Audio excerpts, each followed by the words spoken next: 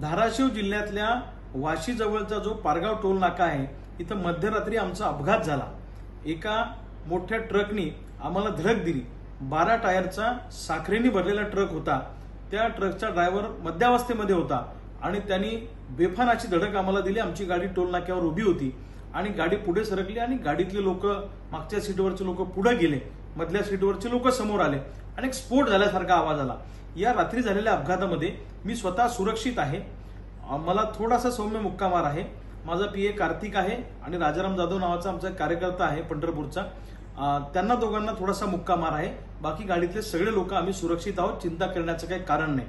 कर्जमुक्ती एल्गार सभेच्या निमित्तानं मी महाराष्ट्राचा दौरा करतो आहे आणि त्याचाच भाग म्हणून मी काल बीड जिल्ह्याच्या दौऱ्यावर होतो। अंबाजोगाई तालुक्यामध्ये देवळा गावामध्ये रात्री आमची सभा उशिरा झाली आणि त्यानंतर मी लातूर जिल्ह्यातल्या तांदुळजा गावामध्ये स्नेहभोजनासाठी आमचे जिल्हाध्यक्ष अरुणदादा कुलकर्णी यांच्या घरी गेलो आणि तिथलं स्नेहभोजन आटपून रात्री 11:30ला आम्ही तिथनं निघालो। जालन्याला मुक्काम आम्ही करणार होतो आणि वाशीच्या पुढे जो पारगाव टोल नाक्यावर टोल देण्यासाठी गाडी उभी होती आणि बेफान येऊन त्या ट्रकने आम्हाला धडक दिली। तो ड्रायव्हर उडवाउडीची उत्तर देत होता। कधी सांगत होता मी बीडचा आहे, कधी सांगत होता मी पंढरपूरचा आहे। त्याचे डॉक्युमेंट लवकर दाखवत नव्हता, तो सिरियस नव्हता आणि त्याच्या उडवाउडीची उत्तरं पाहून आम्हालाही संशय आला। पोलिसांना मी कंट्रोल रूमला कॉल केला, वरिष्ठ पोलीस अधिकाऱ्यांशी बोललो। तातडीनं वाशीचे पोलीस त्या ठिकाणी आले आणि त्याचा ट्रक घेऊन पोलीस स्टेशनला गेले। ड्रायव्हरला अटक केली, किन्नरला अटक केली आणि हा नेमका अपघात आहे की घातपाताचा संशय पोलिसांना सुद्धा वाटतो। त्या अँगलनं पोलीस त्या ठिकाणी तपास करतायत।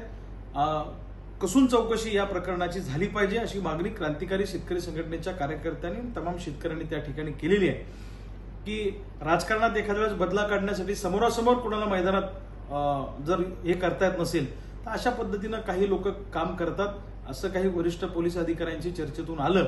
पण जे काय आहे त्याच्यातून आम्ही सुदैवाने वाचलेलो आहोत। कदाचित त्या ट्रकचा स्पीड जर जास्त असता तर मग मात्र काहीच ठिकाणावर दिसलं नसतं। पण सुदैवाने आपले कर्म चांगले, शेतकऱ्यांचा आपल्याला आशीर्वाद आहे, त्याच्यामुळं सगळेजण आम्ही सुखरूप या अपघातातून वाचलेलो आहे। त्याच्यामुळे चिंता करण्याचं काही कारण नाही। न्यूज लोकमंच धाराशिव